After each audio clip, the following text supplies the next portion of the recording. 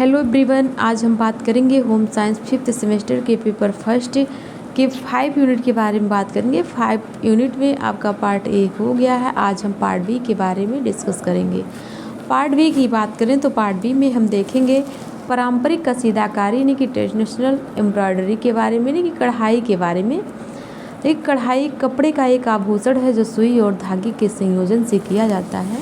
भारत में पारंपरिक कढ़ाई के डिजाइन सिंधु घाटी सभ्यता में दीवार चित्रों और मूर्तियों में मिलते हैं। कढ़ाई किए गए वस्त्रों के लिए भारत सदियों से प्रसिद्ध रहा। मुगलों तथा पहाड़ी जातियों में स्त्री पुरुष दोनों कढ़ाई किया करते थे। भारत के कढ़ाई के लिए सुंदर एवं आकर्षक वस्त्र विश्व के अनेक देशों में प्रसिद्ध था। भारतीय कढ़ाई देश की सांस्कृतिक विरासत का एक समृद्ध और महत्वपूर्ण पहलू है। भारतीय कढ़ाई का विविध इतिहास हजारों साल पुराना है। भारत की कढ़ाई कला पर विदेशी का शैली का भी प्रभाव पड़ा। चीन में साटिन स्टिच, यूरोप में मध्य पूर्व देशों में लंबी रेखाओं वाले टाकों से मिलकर पंजाब में फुलकारी का विकास हुआ। ईरान से चिकनकारी की डिजाइन आई। इस तरह से विभिन्न देशों की संस्कृतियाँ, रीति रिवाज, परंपरा समागम से भारत में कढ़ाई के नए टाकों एवं नमूने विकसित हुए। कसीदाकारी कला भारत की विशेषता रही। कुछ परंपरागत कसीदाकारी का वर्णन निम्नलिखित है। यहाँ हम बात करेंगे कसीदाकारी की। कसीदाकारी यानी कश्मीर घाटी की सबसे प्रसिद्ध सुंदर कढ़ाई। कसीदाकारी का अर्थ ही होता है सुई का काम, यानी कि कसीदाकारी कला कपड़ों पर सुई और धागा या सूत के साथ अन्य सामग्री की सजावटी हस्तकला है। यानी हाथों से सुई के द्वारा जो काम किया जाता है उसी को कसीदाकारी कहा जाता है। और कसीदा कहाँ का फेमस है? कश्मीर का। कश्मीर कढ़ाई की उत्पत्ति मुगल काल के दौरान हुई थी और इसका उपयोग फिरन किसको कहा जाता है? ऊनी कुर्ते को कहा जाता है, यानी कि वूलन कुर्ता जो होता है उसी को फिरन कहा जाता है। नमदा यानी कि ऊनी गलीचा। नमदा ये निम्न कोट के जो होते हैं ऊन उससे बनता है। नमदा की बात करें, फिर नमदा के साथ साथ साल के लिए भी किया जाता है। और श्रीनगर जम्मू कश्मीर के जो हैं वहाँ के जो श्रीनगर के निवासी हैं इन्होंने ही शुरू किया था और इसे सम्राटों के द्वारा राजघरानों में द्वारा प्रसिद्धि मिली थी, उसमें प्रयोग किया गया था। कश्मीरी कढ़ाई की बात करें तो अधिकतर पुरुषों द्वारा किया जाता था और इससे गलीचे बनाए जाते थे, साल बनाया जाता था, फिरन बनाए जाते थे। लेकिन अब इसका प्रयोग जैकेट, कोट, मफलर, जूती आदि बनाने में किया जाता है।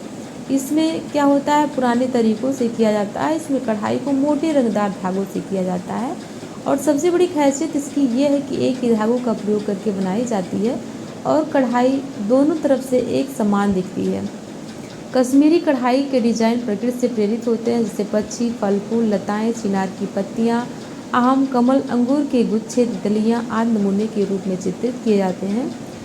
इसमें मानव आकृति एवं पशु की आकृति नहीं चित्रित की जाती है, लेकिन नहीं बनाया जाता है। इसमें चैन स्टिच, नमदा की कढ़ाई की बात करें तो इसमें चैन स्टिच का प्रयोग किया जाता है। और कश्मीर के कसीदाकारी में भूरा, गहरा नीला, आसमानी नीला, मैरून, रानी, गुलाबी, नारंगी और रंग के प्रयोग किया जाता है। या धागों के रंग स्थानीय फूलों से प्रेरित होते हैं। यहाँ पे जैसे देखिए कश्मीर की कसीदाकारी का डिजाइन ये है।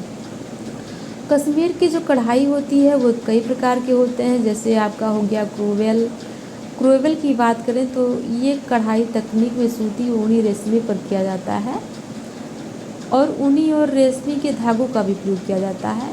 इस पे इसके पृष्ठभूमि के कपड़े के रूप में जैसे कपास हो गया, लिनन हो गया, जूट का उपयोग किया जाता है। फिर है सुजनी, जिसको हम सोजनी के नाम से जानते हैं। इसमें सुई का काम किया जाता है और ये सुजनी जो है सबसे लोकप्रिय शैलियों में से है। इसकी कढ़ाई को इतनी कुशलता से बनाया जाता है कि ये जो कसीदा कढ़ाई है दोनों तरफ से दिखती है। इसमें बहुत बारीकी से सुई का काम देखने को मिलता है, इसे सुजनी भी कहा जाता है। कढ़ाई के लिए किस धागे का प्रयोग किया जाता है? ऊन और रेशम का उपयोग किया जाता है। अगला है टिल्ला। आपका टिल्ला की बात करें तो ये फिरन, जैसे फिरन किसको कहते हैं? वूलन कुर्ता को, शाल और साड़ियों पर इस प्रकार की कढ़ाई की जाती है और इसमें सुनहरे चांदी के धागों का प्रयोग किया जाता है और इसे शाही लुक दिया जाता है। बात करें टिल्ला वर्क वाले जो परिधान होते हैं, कश्मीरी दुल्हन का अनिवार्य पोशाक होता है। अगला है अमली। अमली की बात करें तो ये बहुरंगी धागों से बनाया जाता है।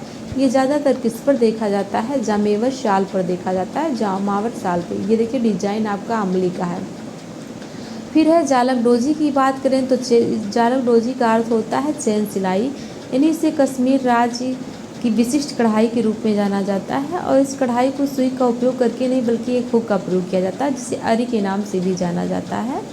कश्मीरी कढ़ाई का हर काम आकर्षक होता है और कलाकारों की कुशलता एवं विशेषता को दर्शाता है। कश्मीरी कढ़ाई के लिए बहुत धैर्य की आवश्यकता होती है और इसमें भी जैसे हेरिंग बोन स्टिच का उपयोग बॉर्डर बनाने के लिए किया जाता है। अर्निंग स्टिच से सीधे टाके की एक पंक्ति बनाई जाती है। ठीक है, अब आगे हम बात करेंगे पंजाब की फुलकारी। फुलकारी का अर्थ होता है फूलों का काम, यानी फुलकारी का मुख्यतः जो विशेषता वो पंजाब की विशेषता है। यहाँ पंजाब के आसपास स्थानों में फुलकारी का काम किया जाता है।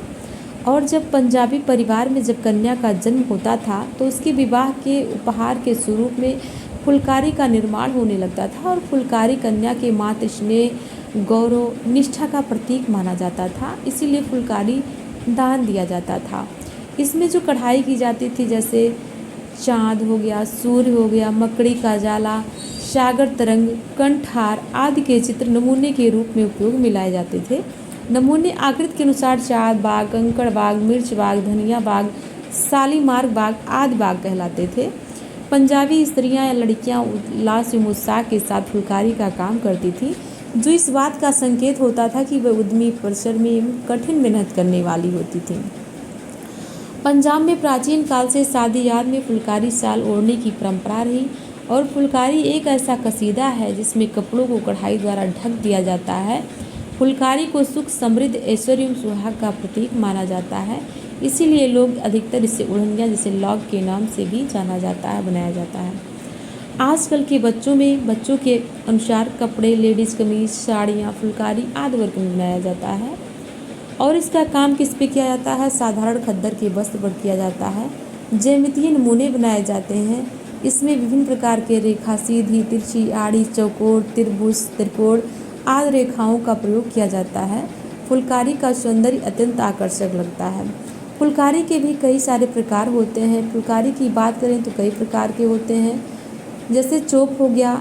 चोप लाल रंग का चद्दर होता है और इससे क्या होता है, ये जो नानी होती हैं अपनी नातिन को अपनी उपहार स्वरूप देती हैं। कब देती हैं? शादी में। नातिन की जब शादी होती है तो नानी इसे उपहार के स्वरूप में देती हैं। अगला है जो है सुभर। सुभर की बात करें तो ये चोप की तरह लाल रंग के कपड़े पर बना होता है। इसे माँ अपनी पुत्री के विवाह में ये जो है उपहार स्वरूप ये भी दान देती हैं, शुभ अवसर पर देती हैं और इसे फेरा के समय जो है पहना जाता है, इसी को हम सुभर कहते हैं। इसमें 5 पुष्पों की आकृति बनाई जाती है और प्रत्येक एक पुष्प जो है कोने पर रहता है, बीच में एक पुष्प का केंद्र बनाया जाता है, उसी को सुभर कहा जाता है। नीलक की बात करें तो ये नीले रंग के खद्दर पर बनाया जाता है। इसमें लाल और पीले रंग के धागों की कढ़ाई होती है। इसमें विवाह के किसी भी रस्म में इसे नहीं पहना जाता है नीलक को। अगला है बाग। बाग की बात करें तो बाग एक ऐसी शैली है जिसमें पूरी तरह डर्निंग स्टिच का उपयोग किया जाता है। और इसमें बात की जाए तो बाग में मिर्च का डिज़ाइन का प्रयोग किया जाता है तो उसे मिर्च बाग कहा जाता है। ककड़ी के डिज़ाइन का प्रयोग किया जाता है तो उसे ककड़ी बाग कहा जाता है। इस प्रकार धनिया बाग, बैगन बाग, अनार बाग, चंद्रमा बाग आदि कहा जाता है। यानी कपड़े पर बिखरे हुए काम को आधा बाग कहा जाता है, यानी कि कोई भी कपड़ा हुआ उस पर काम बिखरा हुआ है तो उसे आधा बाग कहा जाता है। फिर क्या होता है, सूती खद्दर या सफ़ेद या पीले रेशम के फ्लास से जो कपड़े के बीच से शुरू होकर पूरे कपड़े तक फैल जाता है उसे चश्मे बुलबुल कहा जाता है। कुछ बाग ऐसे निम्न हैं जैसे वरीदा बाग। वरीदा बाग क्या होता है, या लाल या नारंगी खद्दर आधार पर सुनहरे पीले रंग के बनाए जाते हैं। ये खुशी का प्रतीक है। इसमें जो नानी होती हैं, दादी होती हैं, शादी के समय अपने पोते को, दुल्हन को उपहार स्वरूप देती हैं। इसमें 3-4 छोटे हीरे जैसी आकृतियाँ बनाई जाती हैं। यहाँ देखिए ये फिगर है, ये है वरीदा बाग। अगला है घूंघट बाग। घूंघट बाग को सिर ढकने वाले कपड़े पर बनाया जाता है। इस बाग में केवल किनारे और सिर को ढकने वाले हिस्से पर एक रंग से बड़े त्रिकोणीय डिजाइनों को कढ़ाई की जाती है, इसी को घूंघट बाग कहा जाता है। बावन बाग यह एक अनोखे प्रकार का बाग है जिसमें क्या होता है, पूरा आधार 52 वर्गों में विभाजित किया जाता है और प्रत्येक वर्ग की अलग अलग ज्यामितीय होती है। अगला यहाँ देखिए, ये है आपका 52 बाग, डिजाइन देखिए यहाँ पे। फिर है दर्शन द्वार बाग, ये धार्मिक स्थल पर प्रयोग किया जाता है, उपहार देने के लिए बनाया जाता है। जब व्यक्ति का मन्नत पूरी होने पर इसे गुरुद्वारा में चढ़ाया जाता है तो इसी को क्या कहा जाता है, दर्शन द्वार बाग फुलकारी कहा जाता है। कौड़ी बाग, इसमें छोटे छोटे सफ़ेद गोरडों की डिजाइन बनाई जाती है, शैलीबद्ध कड़ियों को प्रतिनिधित्व करता है, इसलिए इसको कौड़ी बाग कहा गया था। ये है डिजाइन कौड़ी बाग का। पचरंगा एवं सतरंगा बाग, पचरंगा बाग में 5 अलग अलग और सतरंगा बाग में 7 रंगों का उपयोग करके कढ़ाई की जाती है, इसीलिए इसे पचरंगा बाग और सतरंगा बाग कहा गया था। ये है डिजाइन। मीनाकारी बाग, यह बाग आमतौर पर सोने और सफ़ेद रंग के धागों से बनाया जाता है, इसीलिए इसे मीनाकारी कार्य या बहुरंगीन लोजस से बनाया जाता है, सजाया जाता है। सूरजमुखी बाग, लोग इस बाग में सूरजमुखी से प्रेरित होकर के लोग ऐसा डिजाइन बनाए थे, इसीलिए इसको क्या कहा गया था, सूरजमुखी बाग कहा गया था।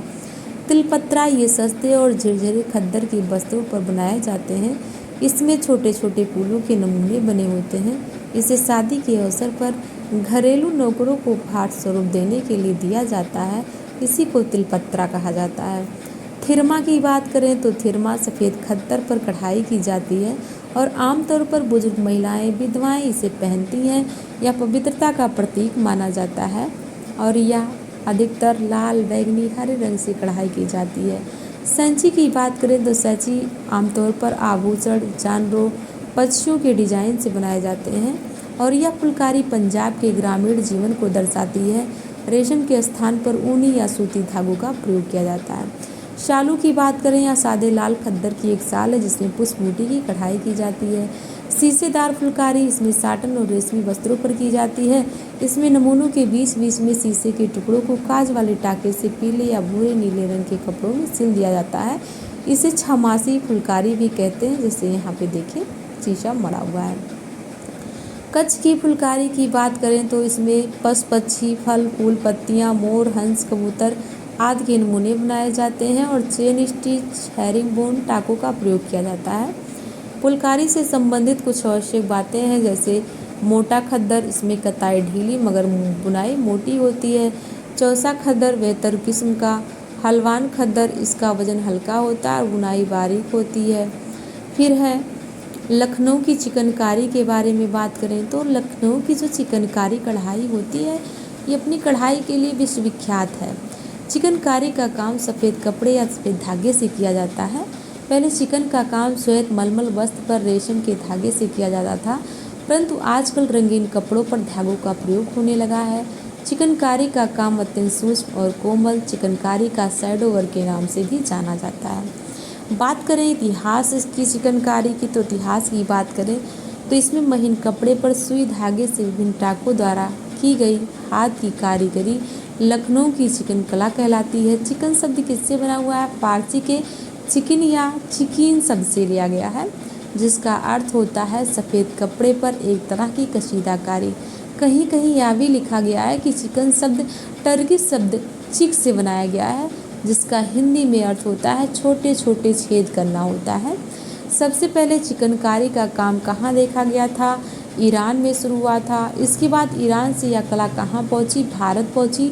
चिकन की यह कला मुगल बादशाह जहांगीर की बेगम नूरजहाँ के दौर में भारत आई और काफ़ी परवान चढ़ी। चिकनकारी मुगलिया तहजीब की अनमोल विरासत है। लखनऊ में चिकनकारी का काम 200 सालों से भी पहले होता हुआ चला रहा है। जहांगीर भी इस कला से बहुत प्रभावित थे, उनके संरक्षण की वजह से ये कला खूब फूली फाली थी। उन्होंने इस कला में निखार लाने और महारत हासिल करने के लिए कार्यशालाएं बनवाई थी। अब जब चिकनकारी का काम भारत आया, तब से यह ढाका बनने मलमल के कपड़े पर की जाती थी। ठीक है, बात करें जो चिकनकारी है, आज लखनऊ के आसपास 50 से अधिक गांव में महिलाएं केवल चिकनकारी की कढ़ाई करके अपना आजीविका चलाती हैं। चिकनकारी एक खूबसूरत आर्ट पीस लंदन के रॉयल अल्बर्ट म्यूजियम में भी विश्व भर के पर्यटकों को अपनी गाथा सुना रहा है और उन्हें लुभा रहा है। अपनी विशिष्टता के कारण यह सैकड़ों वर्षों से अपनी लोकप्रियता बनाए हुए वृद्धि, कोई ब्रश और रंगों के सहारे चित्रकारी करे तो इसमें कोई नई नई बात नहीं है, लेकिन ब्रश की जगह एक महीन सुई हो और रंगों का काम कच्छ सूत के धागों से लिया जाता है और कैनवास की जगह महीन कपड़ा हो तो ऐसी चित्रकारी ही अनूठी ही कहा जाता है। प्रक्रिया की बात करें चिकनकारी के लिए, सबसे पहले धुले हुए कपड़ों को 40 डिग्री तापमान पर सुखाया जाता है। उसके बाद लकड़ी के ब्लॉक से डिजाइन उकेरी जाती है। इसके लिए नील और सफ़ेद डाई का प्रयोग किया जाता है। छपाई किए गए कपड़े पर सुई और धागा के माध्यम से हाथ से कढ़ाई की जाती है। नमूने की बात करें तो चिकनकारी करने से पूर्व बस पर नमूने छाप लिए जाते हैं और नमूने प्राकृतिक स्रोत, घरेलू उपयोग की दैनिक वस्तुओं पर आधारित होते हैं, जैसे चावल का दाना, गेहूँ की बाली। इसके अतिरिक्त फूल, फल, आम, अंगूर की बेल, पशु पक्षी, मोर, तोता, गुलदस्ते आदि नमूनों सम्मिलित किए जाते हैं। टाँके की बात करें तो इसमें सार्डिन, स्टेम, मोहरी, हेरिंग बोन टाँकों का प्रयोग किया जाता है। और टाँकों के प्रकार की बात करें तो चिकन में कढ़ाई में टाँके के आधार पर ही चिकन के प्रकार का निर्धारण किया जाता है। चिकन कसीदाकारी में लगभग 32 टाँकों का प्रयोग किया जाता है। चिकन की कढ़ाई को 3 वर्गों में विभाजित किया, जैसे चपटी, गांठदार, जालीदार, चपटी कढ़ाई। ठीक है, तो ये चपटी कढ़ाई, इसके बाद में हम क्या करेंगे, आगे बात करेंगे अगली वीडियो में। इसके आगे हम अगली वीडियो में बात करेंगे। तो ये रहा आपका क्या पारंपरिक कशीदाकारी। इसमें हम लोगों ने क्या देखा, कशीदाकारी के बारे में, जो कशीदाकारी होता है कहाँ का, कश्मीर का